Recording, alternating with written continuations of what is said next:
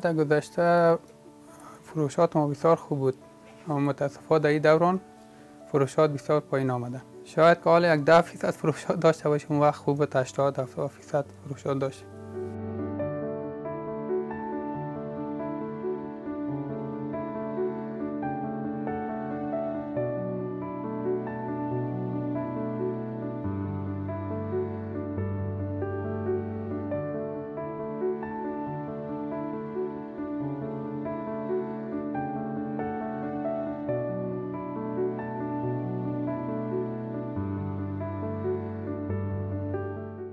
مردم دنیا زیاد علاقمند کتاب هستند، اما متاسفانه در افغانستان نیست کسی.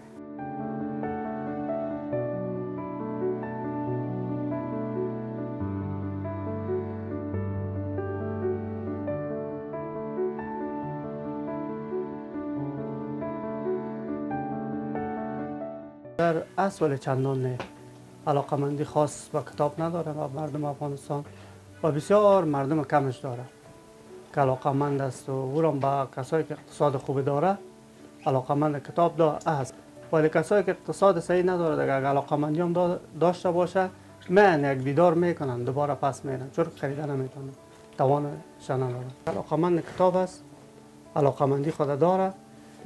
کتاب کس خود از این ورقهای کتاب کس یک نوع خصلت خاص خود داره.